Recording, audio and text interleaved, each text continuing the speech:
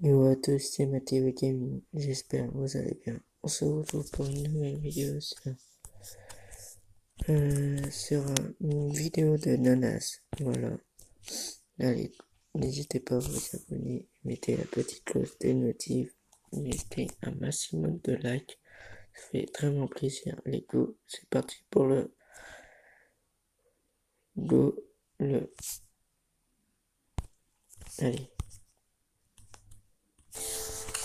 L'élégance et la polyvalence d'un crossover.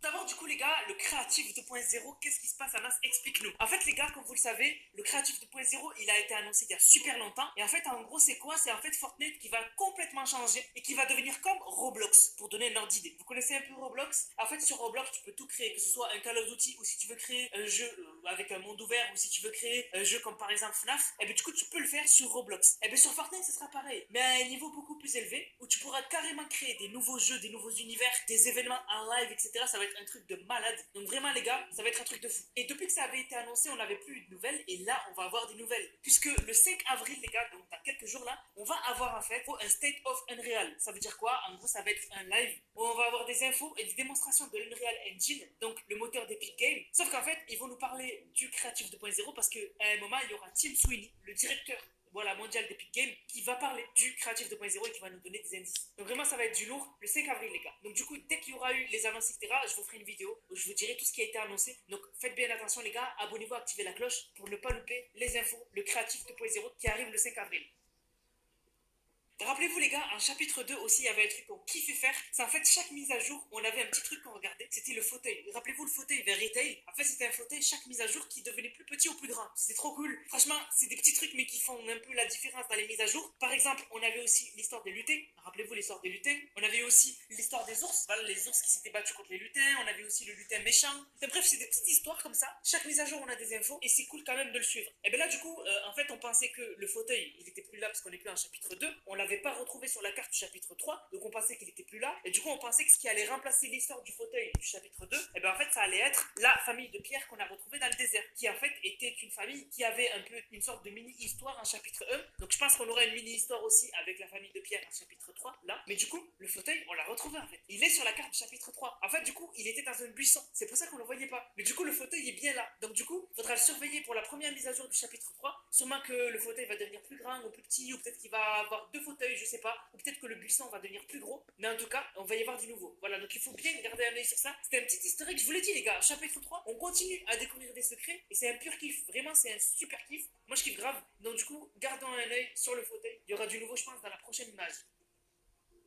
Aussi, je sais pas si vous avez remarqué, mais sur Fortnite, il y a eu des lanternes qui ont été ajoutées. Donc des sortes de guirlandes avec des lanternes. Moi, à la base, j'ai pensé que ça allait être pour le ramadan. D'ailleurs, bon ramadan à tous ceux qui le font. Pas du tout. En fait, c'est pas du tout pour le ramadan. J'y ai cru, mais bon, pas du tout. En fait, c'est en gros pour un event des lanternes. C'est en gros un événement pour des lanternes. Et en fait, du coup, il y a un truc autour de la photographie aussi. J'ai pas trop compris. Mais en tout cas, vraiment, c'est cool. Franchement, c'est cool. Voilà, donc il y a des lanternes à quelques endroits. Voilà, si vous vous posiez la question sur pourquoi il y a des lanternes qui sont apparues, ben parce que c'est des lanternes, c'est la fête des lanternes, tout simplement.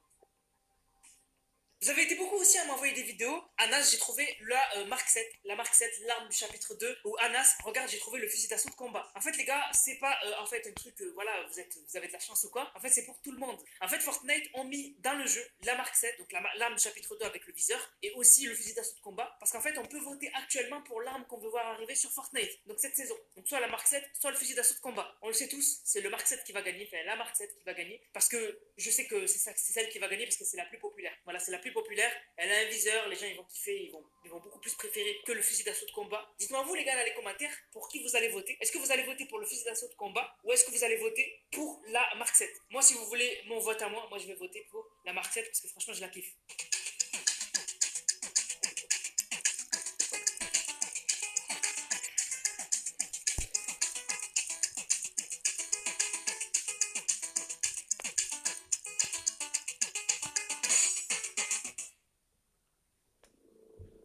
Comme vous le savez les gars, en fait les sœurs sont arrivées. Pour ceux qui ne savent pas de quoi je parle, je vous mets cet extrait. En fait ça date de ce moment-là.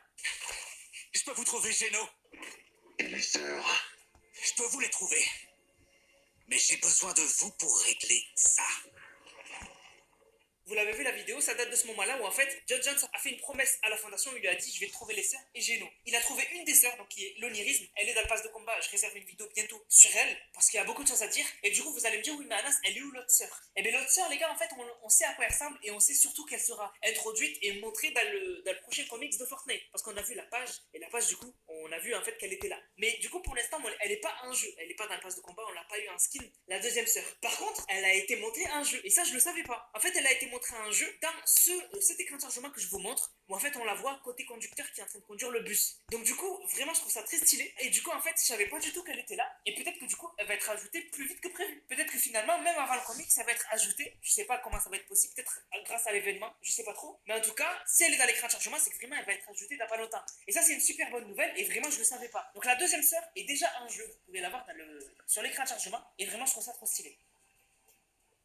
Comme vous le savez les gars, Tilted Tower c'est une ville super populaire sur Fortnite. En fait Fortnite ont souvent fait voilà, beaucoup de choses là-bas. Fait genre qu'elle allait être détruite, etc. Ils l'ont détruit déjà Tilted Tower. Ils l'ont reconstruit, ils ont fait le Tilted du futur, ils ont fait le Tilted de l'époque. Bref, Tilted, ça a été vraiment mouvementé. Et je pense que ça va pas s'arrêter et ça va continuer d'être mouvementé. Déjà, comme vous le savez, là actuellement, Tilted Tower est contrôlé par l'Institut Oniri. Il y a même un Zeppelin au-dessus dans les airs. Le truc, c'est qu'on le sait, les gars, Apex l'a dit, le Zeppelin de Tilted Tower et même les autres Zeppelins vont être détruits. Le Zeppelin du désert, le Zeppelin du Daily Bugle et le Zeppelin de Tilted Tower vont tous être détruits. Et quand ils vont être détruits, ils vont tomber sur la carte. En gros, ils vont se cracher sur la carte. Et donc, du coup, on peut se poser la question si est-ce que quand le Zeppelin de Tilted Tower va se cracher, est-ce qu'il va détruire Tilted ou une partie Tilted? Et donc, du coup, récemment, on a eu Comar qui a fait ce rendu où en fait on voit Tilted Tower complètement détruit. Et donc, du coup, là, on commence à se poser des questions. On se disait, mais attends, Tilted Tower va vraiment être détruit entièrement à cause du Zeppelin? Et en fait, c'était un poisson d'avril. Vraiment, c'était un poisson d'avril. En fait, il a fait une blague.